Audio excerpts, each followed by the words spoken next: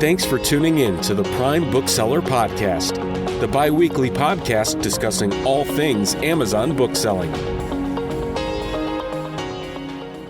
Hey everybody, welcome back to another episode of the Prime Bookselling Podcast. We're back again, and in this episode we're going to talk about something I think I've been talking about doing this episode for quite some time, but I've just been kind of putting it off because there's a little bit more that goes into this episode than some of the other episodes. And I just wanted to get my research right and make sure that I had all the things put in the right place to give you the right information for this. So what we're going to talk about today is just the strategy that I use to fund a Amazon business. And by no means do you have to use this strategy because especially when you're selling books don't use a lot of capital, and you can very easily build a business without leveraging any sort of debt to do it. But this is just a system I've created to build it. And I think it's a very powerful system, and it allows people very easily to get a hold of the capital they can to really scale a business. With that said, this is utilizing credit. And as many of you out there probably know, some people handle credit well and other people do not. So this is kind of my disclaimer of realize what you're going to learn in this episode is really how to harness and take advantage of credit. But if you have a long-standing history of not being able to properly use credit, what I'm going to teach you here is probably just going to be more detrimental to you than not knowing how to use credit. Because if you just cannot control yourself when you have access to money, this is just going to show you how you can get access to more money, which means you're just going to put yourself further into debt. The other thing I want to point out with this is that this is not something you should be doing from day one in your business. If you're first getting started selling on Amazon, go at it slow and steady and prove to yourself that the system that you're using works. Do not take words from me or anybody else on the internet that says, hey, do this and it will work. Prove it to yourself, because just because it works for me doesn't mean it will work for you. As well as, you don't know who I am. I could just be making this all up and it might not work, which I assure you I don't. I've been doing this for 13 years. It does work, but there's a whole lot of things that go in each of us individually that can make us fail or succeed in certain things, that you have to take an idea and go into it with caution to make sure that idea works for you, if that makes sense.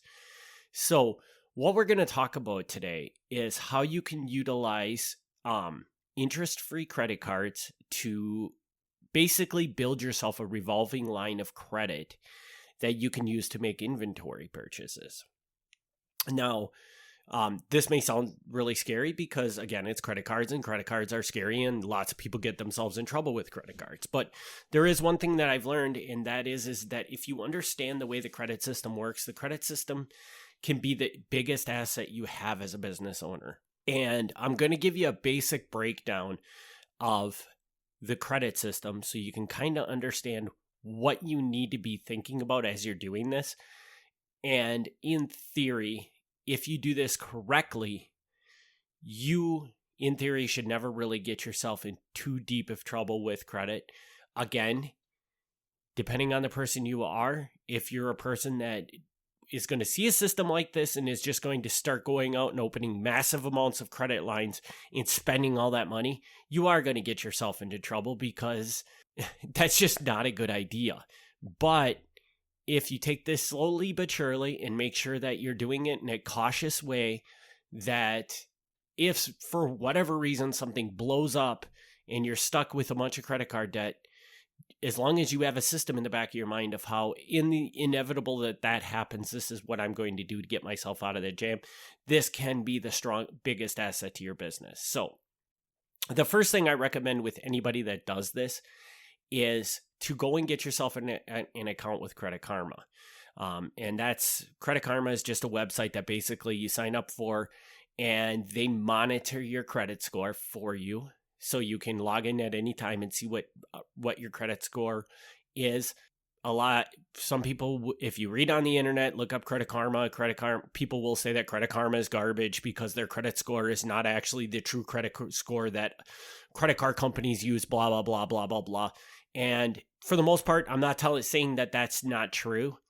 But the point is that Credit Karma gives you a good ballpark idea of where your credit score sits. And that's really all you need. You don't need to know the specific number exactly. You just need to know a ballpark of, am I keeping myself in a safe zone on credit, on my credit score? And this is really important because even if you pay all your credit cards on time, if you do everything right with credit, with the system that we're talking about in this episode, you are going to carry credit card balances. And because of that, there's a certain thing within your credit score that has a huge burden on how much credit you can get, and that's the utilization. And you are going to be taking things on your utilization because you're carrying credit balances. So you might say, well, what is utilization? Well, that basically means what they do is they take a look at all the credit that you have available, and then they look and say, okay, how much is this person carrying a balance on? And if that is over 30%, that is going to significantly start dropping your credit score. So you never want it to get above that 30% because you can inevitably, if you do that, you might take your credit score down to the point where you can no longer get credit, which is what we want to avoid in this system, because the most efficient way and the most safe way to do this is that as long as you can continue to get credit, you probably will never get yourself in trouble. So how do we do this? So the important thing is that what we're going to do is basically every credit card that comes, as long as you get a credit card from a major bank, if you go to like your little private credit union, they're probably not going to offer this, but any bank, any major bank, Wells Fargo, Chase, Bank of America, Citi, US Bank, they're all going to offer you credit cards that have 12 months free interest. And 12 months is basically the standard.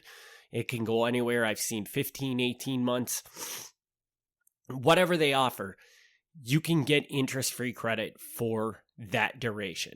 So what this system, all of this system does is you're going to go get one of those credit cards, and that's going to become solely, the purpose of that credit card is solely to buy inventory for your business.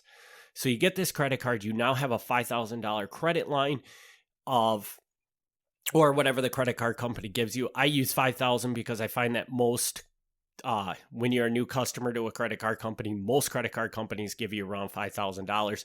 I can tell you that banks like Wells Fargo, and in my experience, Bank of America, they're a little bit higher, but for a general consensus, $5,000 is a pretty good thing that you'll get on any new credit card. So what you could do is you can just go nab up one of these credit cards and bam, now you have $5,000 in credit that is interest-free for 15 months.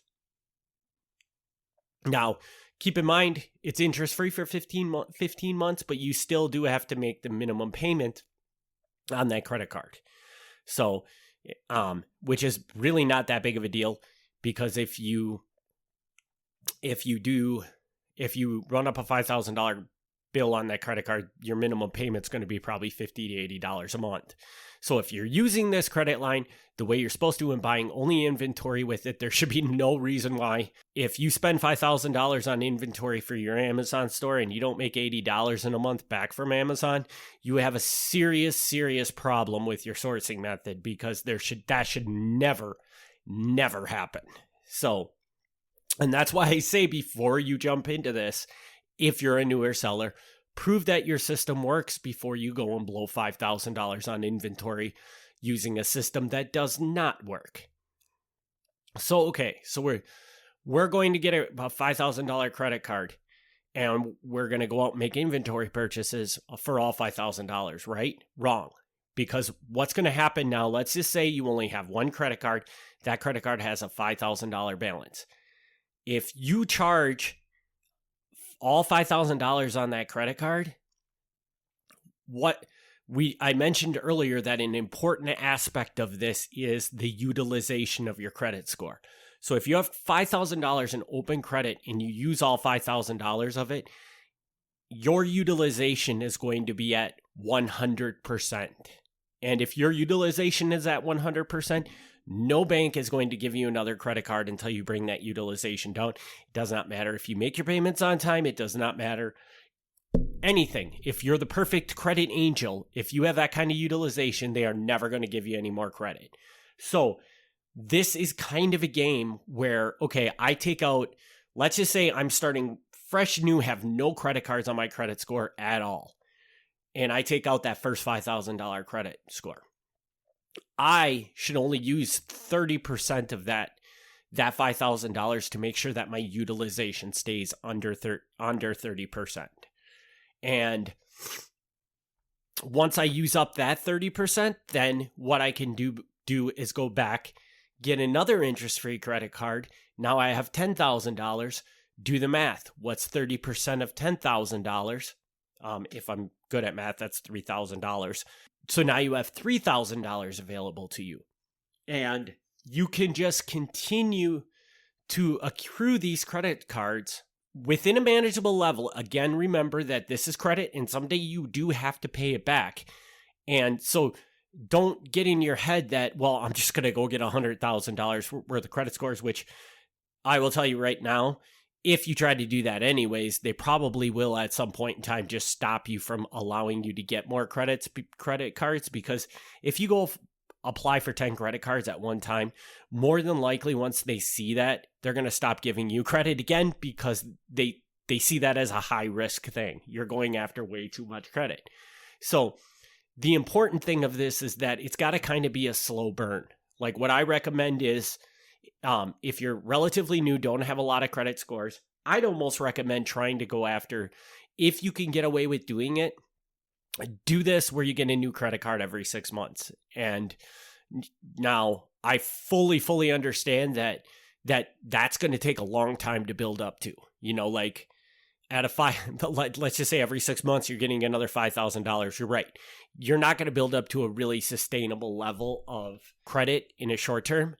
But you are taking steps, and in a year, you will have a sizable amount of money available to you, and the fact that it took you a year, maybe in your eyes, that sucks because you want to grow faster than that, but that's also not that big of a deal, because that gives you a lot more time to refine your system and make your business run better. So that when you are putting out $20,000, $30,000 into your business, your system is that much more polished, much more effective. So there's just a lot more less risk associated with that. So basically with this system, what we're going to do is we are going to utilize interest-free credit cards, and we're going to keep our utilization under 30%.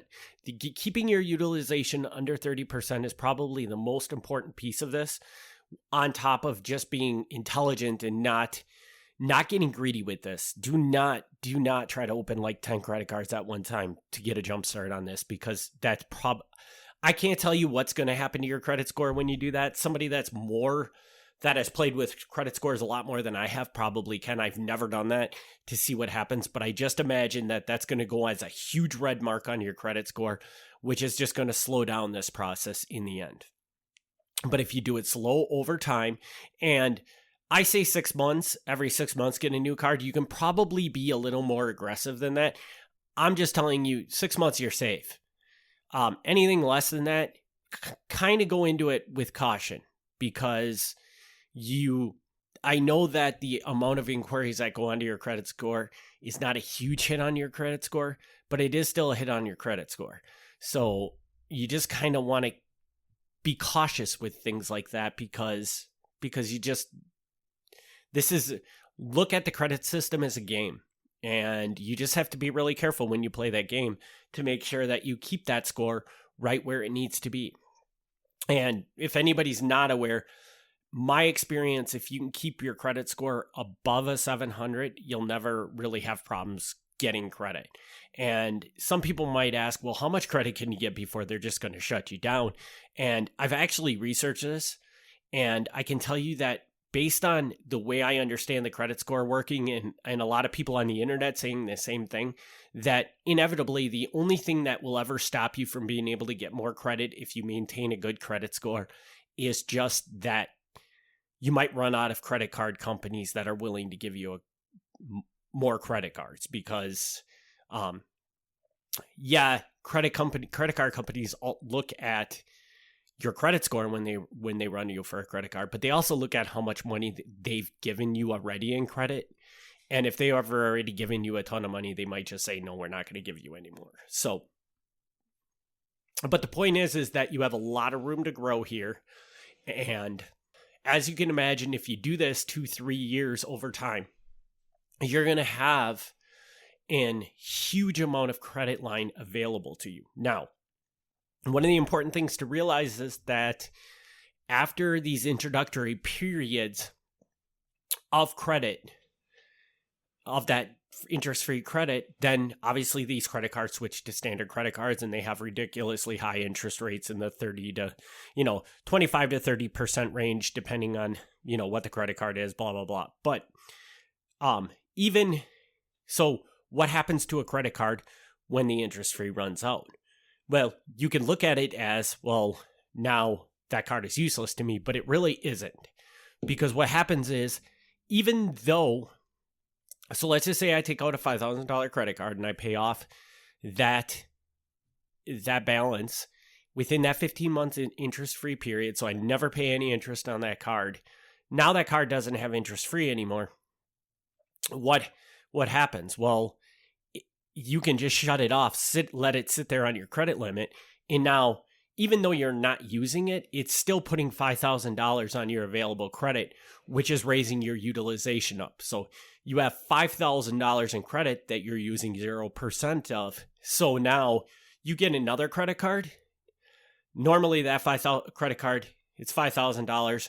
30% of that is whatever it is. Well, you can basically take this $5,000 of that credit card that doesn't have interest free on it, batch it together and take 30% of that. So it's growing the amount of credit you can use. So basically what I'm saying here is that you might have 5 credit cards on your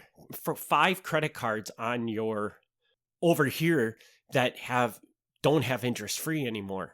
But what those 5 credit cards are doing for you is they're giving you $25,000 on your credit score to raise your utilization up, so you can use more of the available credit on your interest-free credit cards, if that makes sense. Hopefully it does. So, as you can see, even though these cards only have a lifeline of 15 months and then they kind of become useless, they're constantly building up your credit to make more available to you. So over time, it's just going to balloon and balloon and balloon. So maybe when you start, you'll only have $6,000 of credit that you can utilize. Well, after 2-3 years, you'll have $30,000 in credit line, and you'll still have your utilization under a certain amount. So you're safe to continue to get credit. So as you can see, this is a huge asset that can build you a large amount of capital that you can use for your Amazon business. And the beauty of it is that because you're a bookseller, you don't need access to a large amount of capital. Like when we're talking about like $30,000 in credit for a bookseller, that's a huge amount of money that you can run a pretty decent business off of with, and that's nothing. That's a drop in the bucket. Whereas with so many other business models, it might take you that much longer because you'll need that much more credit because everything costs so much more. But books, they're cheap and they have high profit margins. So it doesn't take you a significant amount of money to build a sustainable business. So I think one of the obvious questions that people are going to have with this system is, okay, so I take out this credit card and 15 months from now, I haven't made enough money to pay them off. What do I do? Because now I'm stuck paying 30% on that credit card. And this is true. And for the most part, as long as you have a good sourcing system, this should absolutely never happen to you. And especially if you're running your business in such a way where I would recommend anybody that's doing this as a hobby, as a starting out hobby, is I would recommend you pour every dollar that you make right back into the business until you get it to a significant, well, I shouldn't say significant level, but you get it to the level you want it to be at. So if your goals are to make $3,000 extra a month, don't treat this as an income source for you until you are making $3,000 a month. And you'll never have to worry about this. But let's just say something happens, Amazon goes down for 6 months and you don't sell a single book for 6 months, and you get to the end of one of these 15-month credit cards and you have been unable to pay off the balance. What do you do now? Are you done? Are you screwed? No, you're not.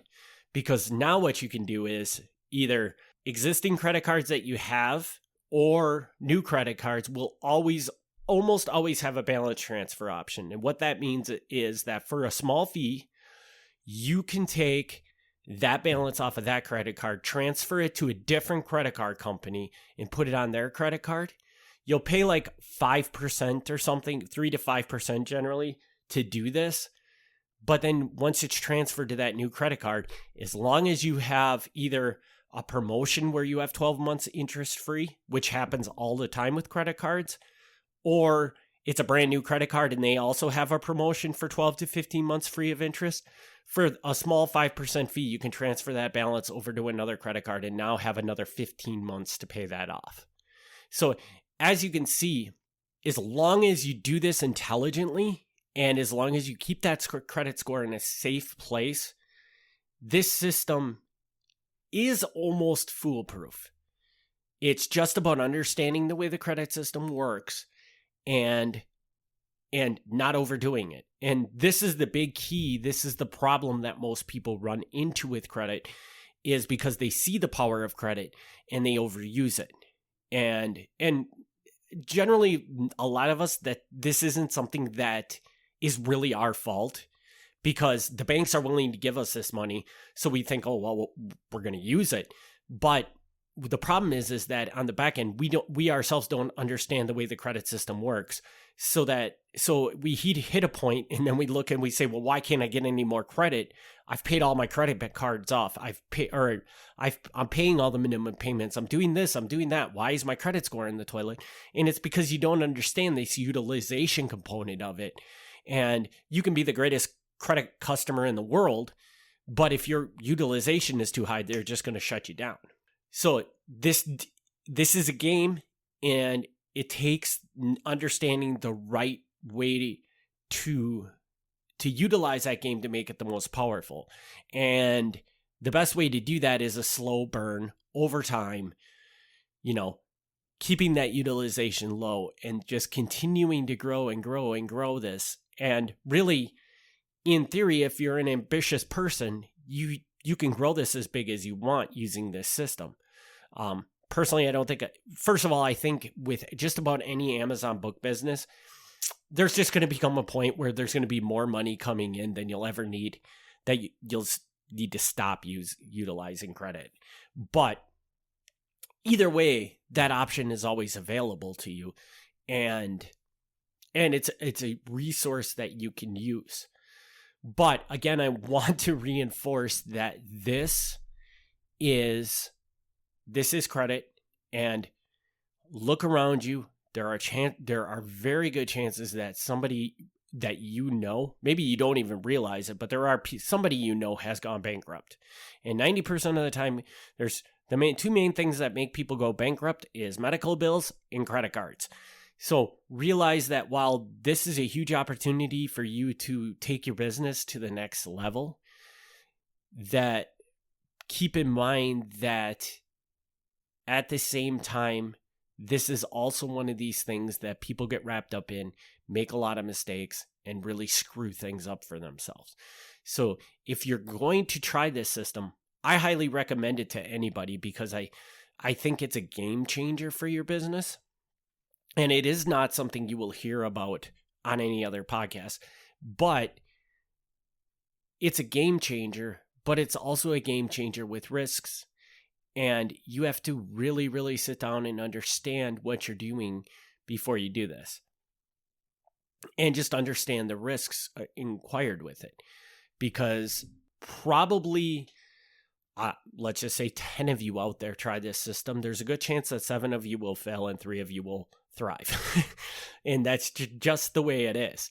So I highly listen to this episode. I highly recommend, if you do have any questions about this system, I think I did a pretty good job of explaining how it works. But if there are any questions, if you're seriously thinking about exploring this as an option to help grow your business, reach out to me and we can run through it to make sure that you've got all your bells and whistles in line. And on the other flip side, if you take a step back, look at yourself and say, you know what, I have just a really, really bad history with credit, then I would tell you, please, just don't do this. Just don't do it, because it's not worth the risk.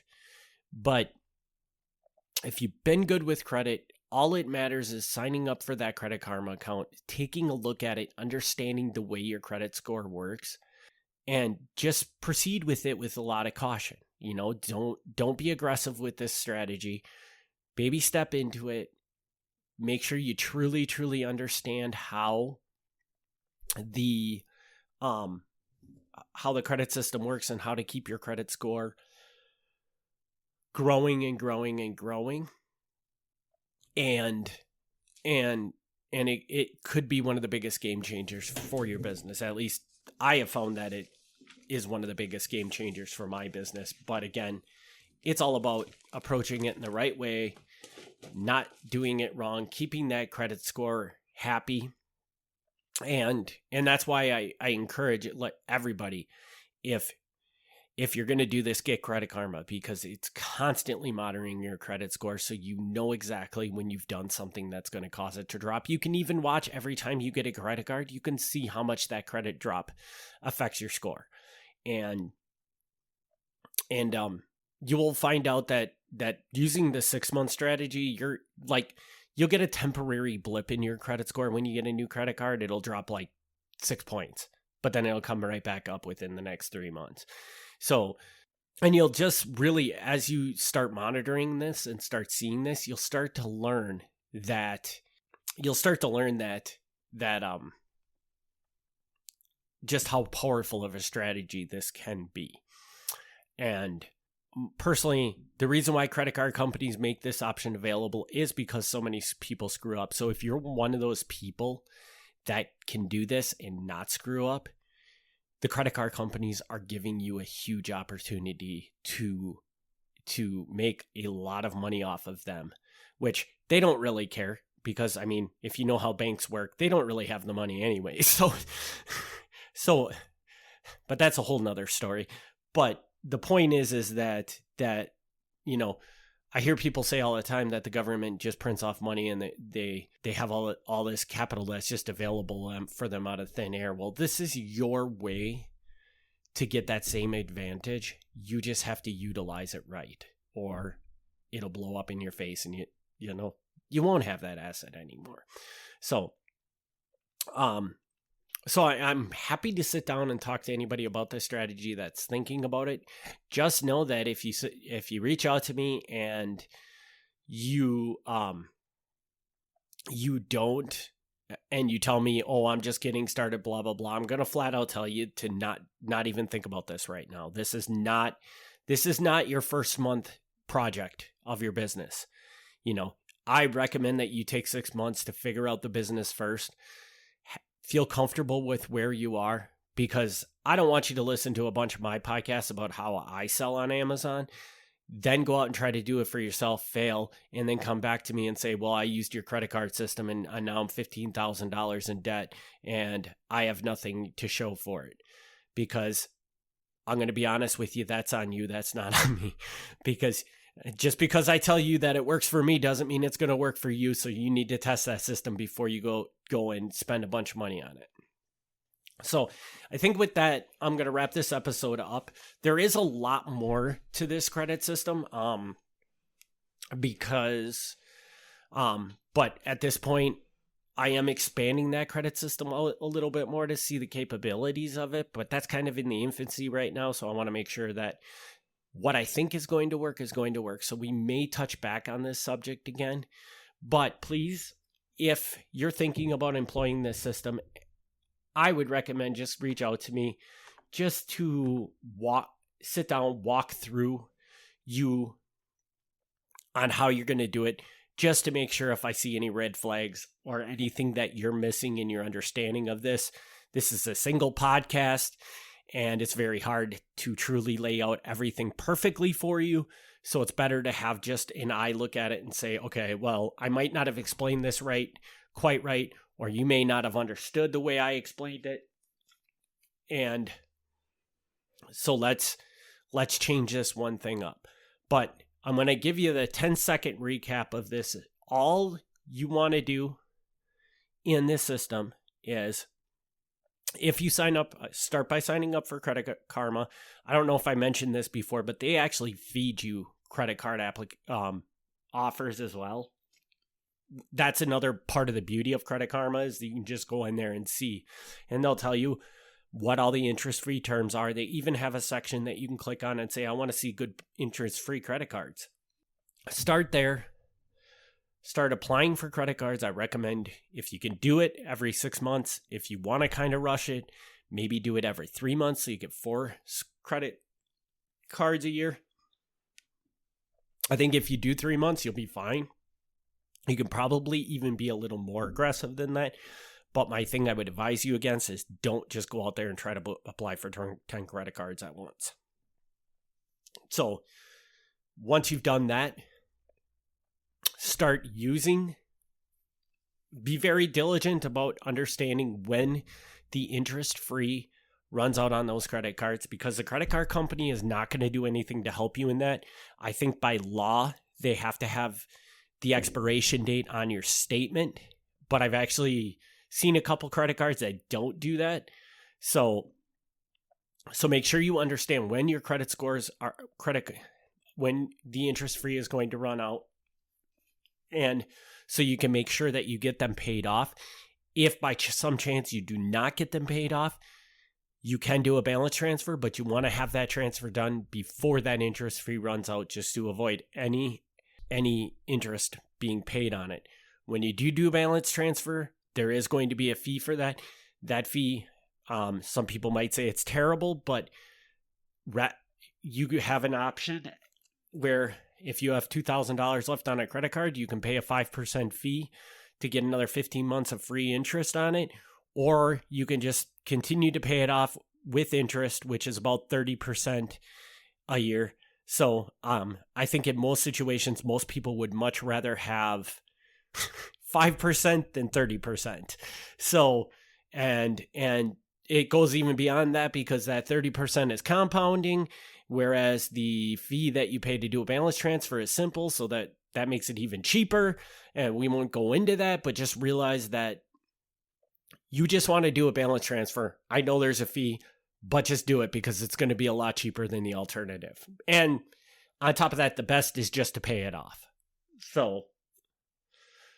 And I mean, I think that really covers it all. And hopefully most of you aren't looking at it like, what is this guy talking about? This system would never work. But if you question it, if you think it's like, that doesn't make any sense, that would never work, please reach out to me, because maybe I'm missing something, but I'm pretty sure I'm not, because I'm implementing this in my business today. So I can assure you it does work. If you think it wouldn't work, it's probably just because either I didn't explain something right or you missed something. So, but I'll wrap this up. As always, you can reach out to me, sales@kingsridgemedia.com. You can also jump over to Kings Ridge Media and contact me directly through the website, and also check out our book sourcing options, which you can find links to them in the show notes, or you can also just go over to Kings Ridge Media and book a time to meet with me about those services. We do both automated and more of a hands-on sourcing option, where you can just pick books from a list from our suppliers. great source for inventory and one of the easiest ways you'll ever get books for your business. It's much better, in my opinion, than going out to a thrift store. So I highly recommend everybody check that out. And we will be back in 2 weeks with another episode. Thank you for tuning in. Thanks for listening to the Prime Bookseller Podcast. Join us for the next episode as we discuss all things Amazon bookselling.